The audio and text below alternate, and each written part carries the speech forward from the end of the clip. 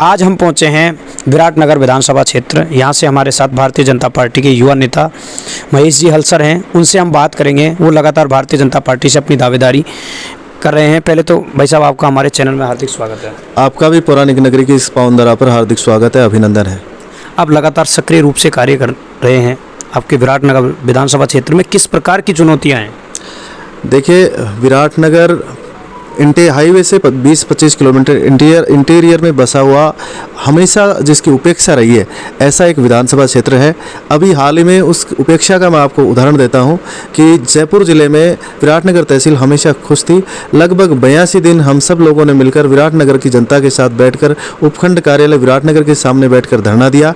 और धरने का कारण था, हमें 100 किलोमीटर दूर ले जाकर, जहाँ से हमारी भाषा नहीं मिलती, हमारे पहरान नहीं मिलते, वहाँ कोटपुतली बहरोड जिले में जोड़ दिया गया। और अभी हमारा संघर्ष जारी है। मैं सब एक युवा, पिछली बार यहाँ से युवा विधायक थे विराटनगर विधानसभा क्षेत्र से, सचिन पायलट के करीबी थे। सरकार की क्या भूमिका रही 5 साल में, वो तो पूरे देश ने देखा है।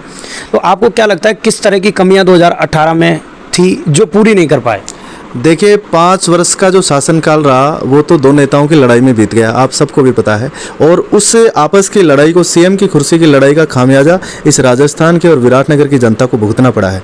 और रही बात युवाओं की, युवा जब नेतृत्व में आगे आएगा तो निश्चित रूप से राजनीति में बदलाव होगा।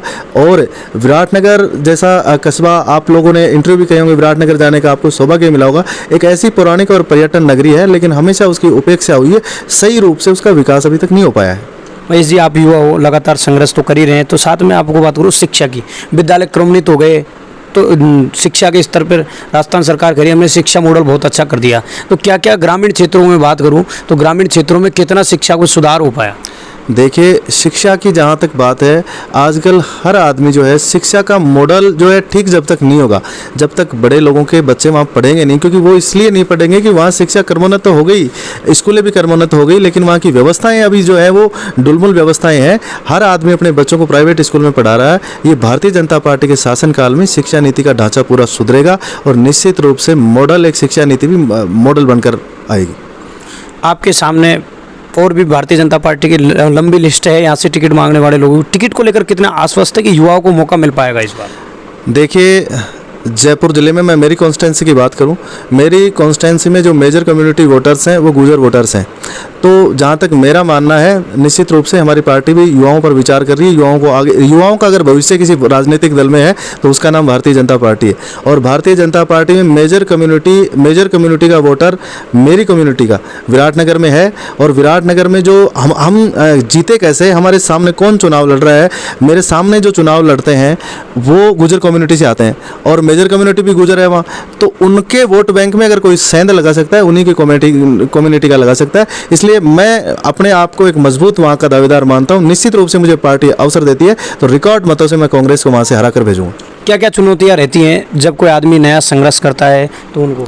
देखो, जनसेवा में बहुत ज़्यादा चुनौती नहीं है। आप पब्लिक के बीच में रहते हैं, पब्लिक के काम करवाते हैं, ये समाज सेवा है, सोशल वर्क है। इसमें तो शुरू में आपको कुछ चीज़ों का सामना करना पड़ता है, उपेक्षा होती है, लोग आपको तरह तरह के आप पर कमेंट करते हैं। पर जैसे जैसे आपके कदम आगे बढ़ते हैं, निश्चित रूप से आपकी मेहनत को लोग मानने लगते हैं और निश्चित रूप से जनता में आपका विश्वास होता है। और आज विराटनगर की जनभावना भी है कि किसी युवा को टिकट मिले, और मेरे जैसे युवा को टिकट मिलेगा तो मैं निश्चित रूप से विराटनगर की जनता की आशाओं और अपेक्षाओं पर खरा उतरने का पूरा प्रयास करूँगा।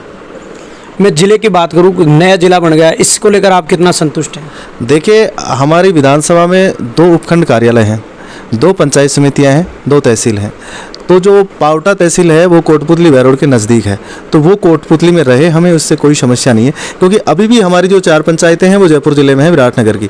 तो विराटनगर जो तहसील है वो जयपुर ज़िले में यथावत रहे। हम जन घोषणा पत्र में भी इसको, हम जो हमारा अभी रथ चल रहा है, संकल्प हमारा सुझाव आपका, तो जो जनता से हमारे सुझाव आ रहे हैं वो बड़ी संख्या में जो है ज़िले को यथावत रखने के आ रहे हैं। और जन घोषणा पत्र में मैं इसको डलवा कर निश्चित रूप से मैं जयपुर ज़िले में विराटनगर को वापस जोड़ने का भरसक प्रयत्न करूंगा। इसके लिए पहले भी बड़े आंदोलन किए हैं और आगे भी अगर आवश्यकता पड़ी तो विराटनगर के जनमानस के लिए हम सड़कों पर उतरेंगे और निश्चित रूप से पुनः विराटनगर को जयपुर जिले से जोड़ेंगे। जो लोग राजनीति पार्टियों में काम करते हैं तो उनकी अपेक्षा भी होनी चाहिए और सबकी होनी चाहिए। तो अगर आपको पार्टी मौका देती है तो आपका मापदंड क्या रहेगा? विकास किस तरह का आप विराटनगर चाहते हैं?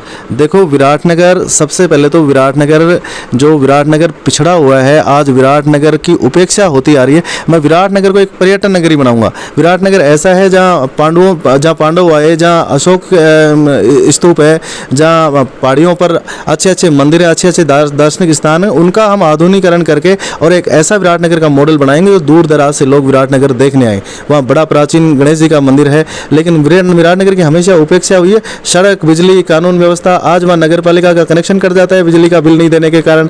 आज वहाँ पानी की समस्या इतनी गंभीर है कि 5-5, 7-7 दिन से पानी आता है, पानी के लिए लोग तरस गए। पहली बात तो यह है कि हर जल नल की योजना केंद्र सरकार की, लेकिन यहाँ की सरकारों की उपेक्षा के कारण उसका लाभ नहीं मिल पाया है। निश्चित रूप से जब विराटनगर में और राजस्थान में भाजपा की सरकार होगी, मैं विराटनगर में ऐसी कोई कमी छोड़ूंगा नहीं कि वहाँ की जनता अपने आप को उपेक्षित महसूस करे। एक बात और मैं पूछता हूँ कि थर्ड फ्रंट की मैं बात करूँ, तीसरा मोर्चे का भी क्या भविष्य आपको विराटनगर में नजर आता है? नहीं, विराटनगर में तीसरे मोर्चे का 2-4-5 हज़ार वोटों पर सलटते हैं हर बार। तीसरा मोर्चा अपना कोई कैंडिडेट उतारता है, लेकिन वो 2-4 हज़ार 2-3